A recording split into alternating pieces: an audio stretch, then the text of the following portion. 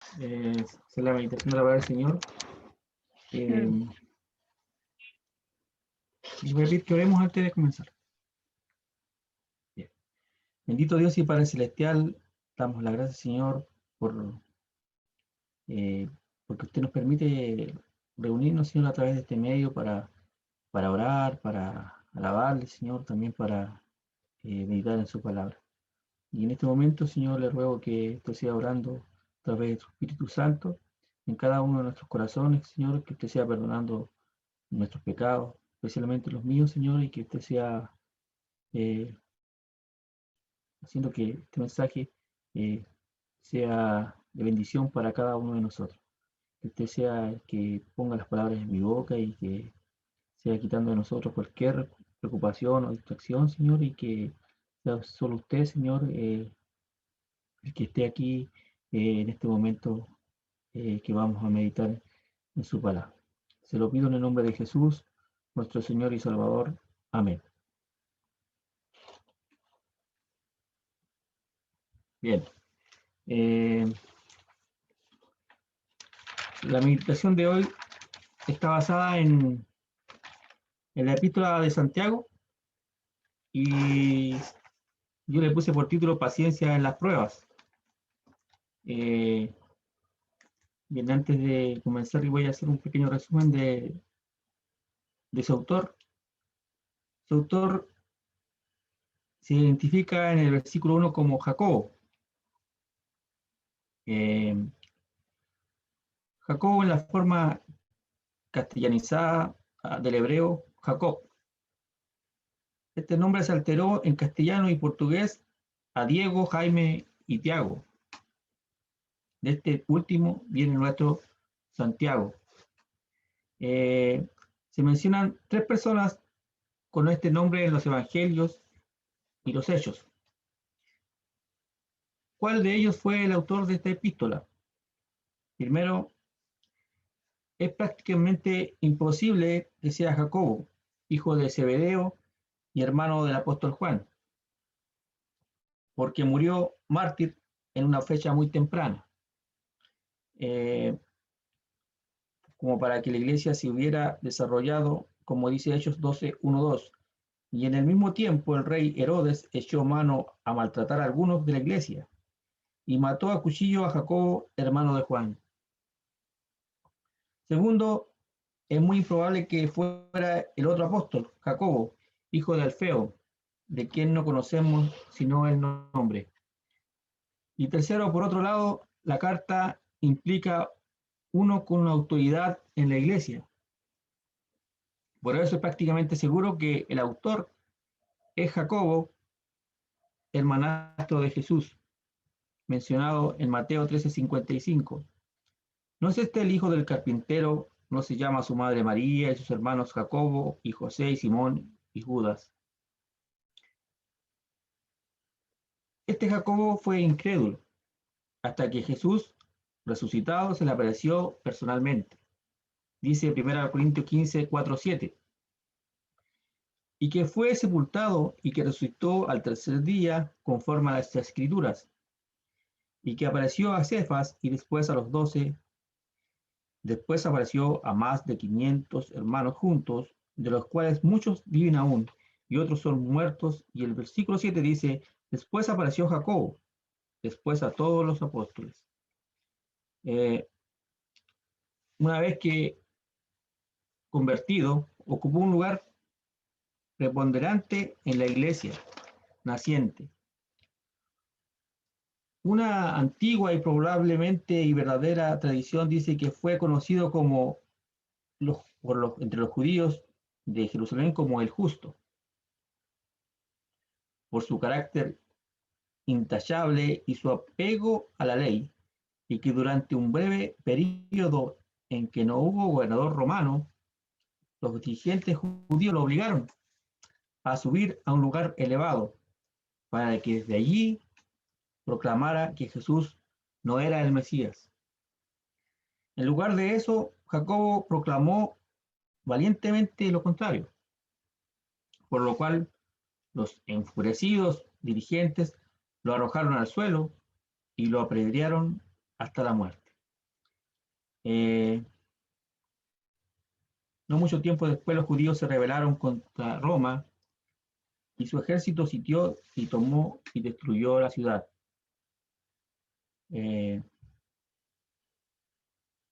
¿A quiénes fue dirigida la epístola? Fue dirigida a los creyentes judíos principalmente, pero también a los judíos en general.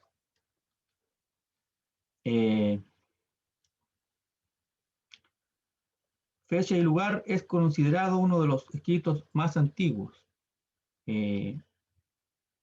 Generalmente se cree que haya sido cerca del fin de su vida en el 60 después de Cristo, después de haber pastoreado durante 30 años a la iglesia de Jerusalén.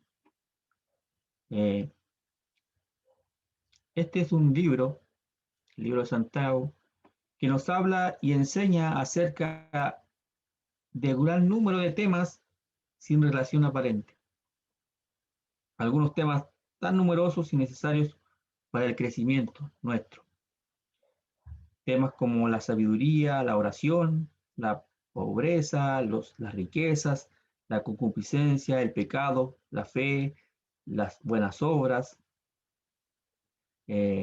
pecados de la lengua, las contiendas, la mundanalidad, etc. Quise hacer este pequeño resumen para que recordáramos quién era el autor de ese libro, de esta epístola. El capítulo 1:1, Jacobo, siervo de Dios y del Señor Jesucristo, las 12 tribus que están esparcidas, salud. Con este saludo se inicia la carta. Nuevamente el autor se identifica en forma precisa. Es Jacobo. Como vimos, todo favorece a que se trata de uno de los hermanastros de Jesús. Sin duda no se trata de alguno de los apóstoles, porque si fuera así, lo habría dicho. Hermano, al estudiar este libro, tomemos en cuenta su humildad. Aquí quiero decir con que tomemos en cuenta su humildad. Santiago no es uno que tenga autoridad para mandar y ser señor de los creyentes, sino simplemente un siervo, un servidor de Dios y del Señor Jesucristo. Si hubiera sido como tantos dirigentes del tiempo de hoy, orgullosos y presumidos, Santiago no hubiera dejado de destacar que era nada menos que el hermano del Salvador. Pero en lugar de eso, se presenta simplemente como un siervo de Dios y de Jesucristo. Aunque no puede ser más claro y preciso sobre a quiénes se dirige. Esto ha sido objeto de mucha discusión, dice a las 12 tribus que están esparcidas, es decir, a todos los judíos que residen fuera de Palestina. La llamada dispersión o diáspora, aunque seguramente su interés principal debe haber sido a los judíos cristianos. A ellos los saluda en la forma muy común. Salud. Dispersión, dije recién, o diáspora, del griego. Es el nombre que se da al grupo de judíos que por diversas razones viven fuera de Palestina. Algunos de estos judíos habían sido llevados como prisioneros a tierras lejanas, pero muchos otros se habían dispersado por otras razones tal vez de negocio, de comercio, de modo que no puede decirse que la dispersión fuese un fenómeno completamente involuntario. Bien.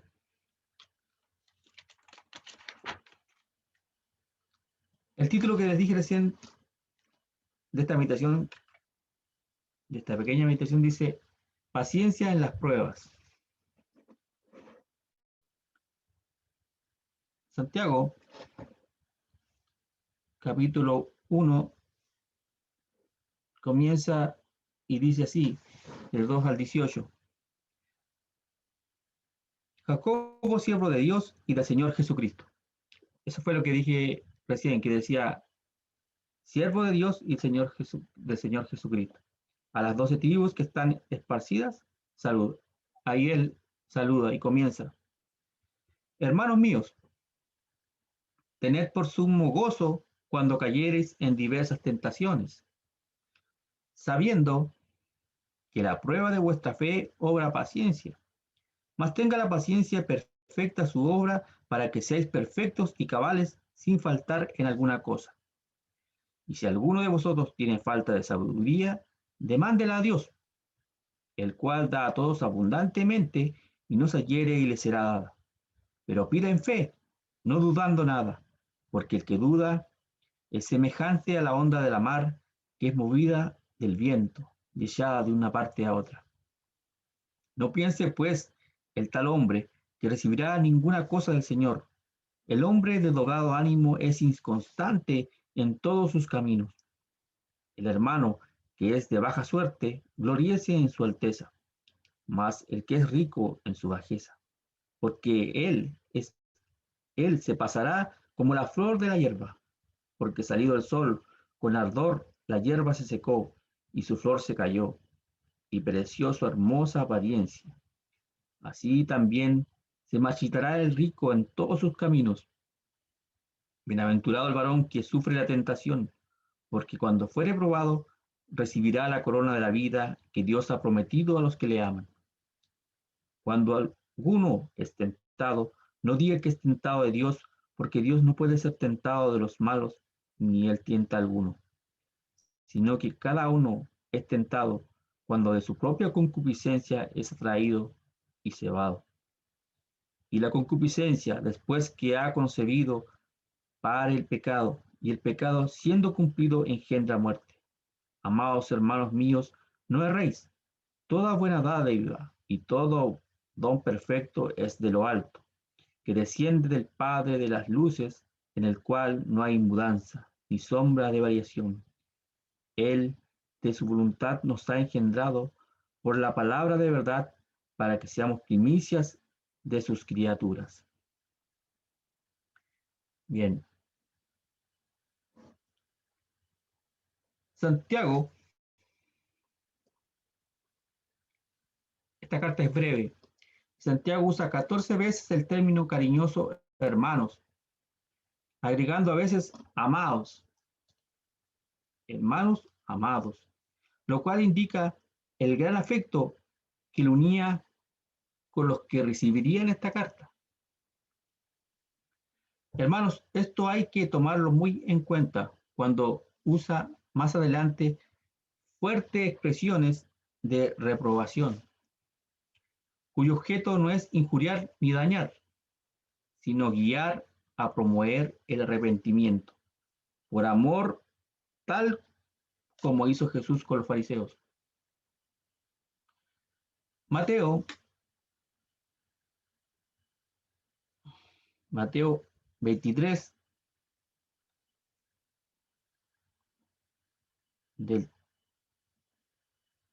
dice el 13 y el 14.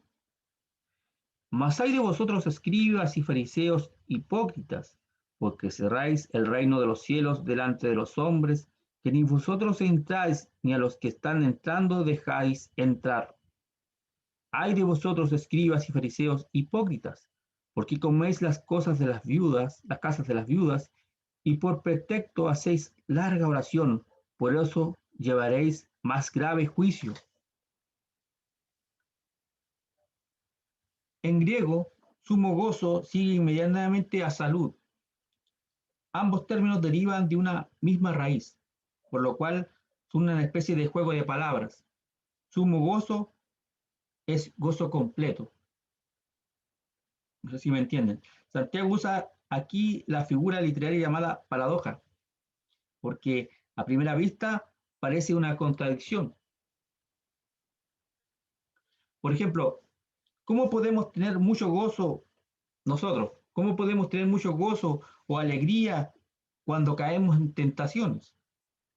O cuando nos vienen pruebas, a menudo dolorosas, que nos perturban la mente, ¿cómo podemos tener sumo gozo? Parece algo contradictorio. El versículo 3 explica cómo esto es posible para un hijo de Dios. Santiago 1:3, sabiendo que la prueba de vuestra fe obra paciencia.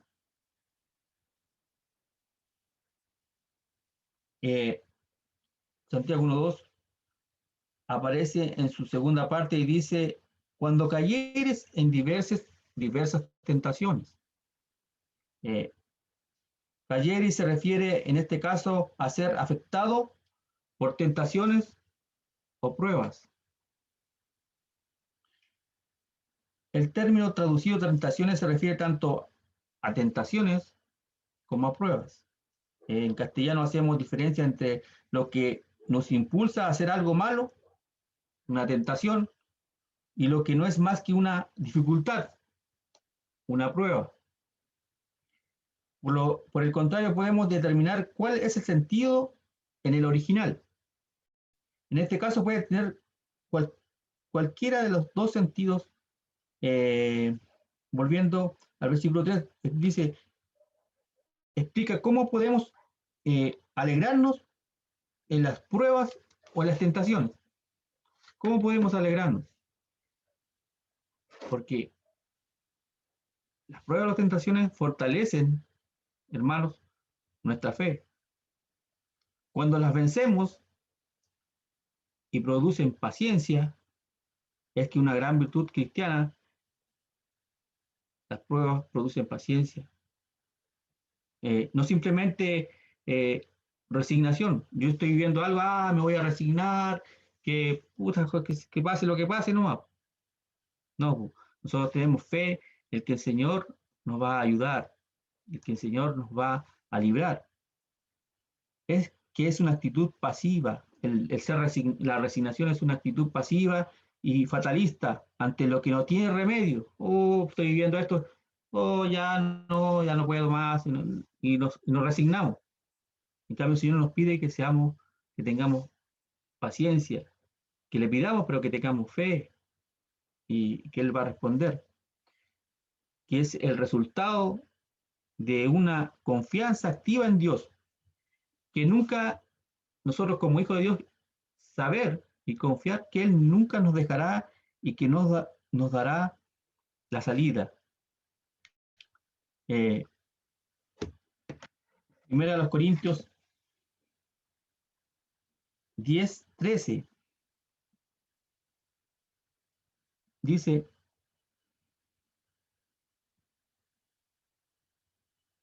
no os ha tomado tentación sino humana, mas fiel es Dios, que no os dejará ser tentados más de lo que podéis llevar. Antes dará también juntamente con la tentación la salida, para que podáis aguantar. ¿Por qué entonces Jesús nos enseña a pedir que no seamos metidos en tentación si tiene tan buen fruto? La razón es que, conscientes de nuestra debilidad, sabemos que podemos fallar, por lo cual rogamos que seamos librados de ella. Pero es la voluntad de nuestro Padre Celestial es que enfrentemos esta dificultad, esto que vamos a pasar. Con su gracia podemos vencerlas y así tener gozo y tener paciencia, porque somos hijos de Dios. Si no tuviéramos que enfrentar pruebas y tentaciones, seríamos muy débiles y en menos contratiempo caeríamos y nos derribaríamos. No podríamos volvernos a parar, como un árbol con pequeñas raíces, que viene el viento y se lo lleva y se lo llevó nomás, porque no tenía fuerza. Las pruebas nos enseñan y nos recuerdan a quienes seguimos. Nos acercan cada vez más a Cristo. Las pruebas nos ayudan a acercarnos más a Él. Todo esto recuerda lo que dice nuestro Señor Jesucristo en Mateo, a ver, Mateo 5,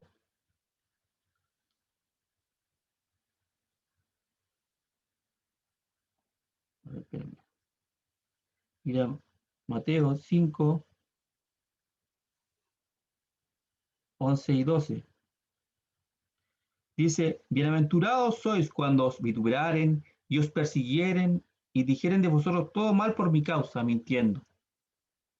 Gozaos y alegraos, porque vuestra merced es grande en los cielos, que así persiguieron a los profetas que fueron antes de vosotros. Y los apóstoles aprendieron bien esta lección. Eh, Hermanos, esta paciencia que un hijo de Dios debe tener. Sé que todos vivimos cosas distintas, diferentes dificultades tal vez, pero debemos tener esa paciencia que Dios nos ofrece. Es opuesta a la actitud de las personas que usan su fuerza de voluntad para ver, para no hacer caso de las dificultades. Por ejemplo, tratan de hacer las cosas según sus propias fuerzas.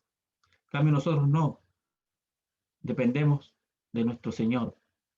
También los que tratan de ahogar el dolor mediante placeres, tal vez placeres mundanos. Tienen un problema y se aferran a otras cosas. El creyente fiel, el Hijo de Dios, se sobrepone a las dificultades porque tiene completa confianza en que su Padre Celestial omnipotente nunca lo dejará solo. Y por eso, cuando viene la tormenta, se arroja en los brazos de Él. Y cuando clama en oración, como lo hacíamos recién, para ser librados del dolor, esta oración de fe nunca deja de producir un efecto librador.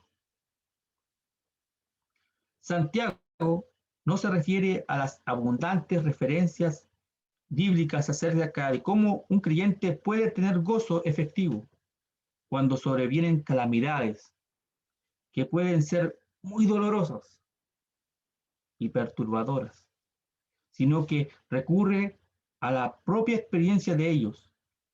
Les dice y nos dice a nosotros, sabiendo ustedes,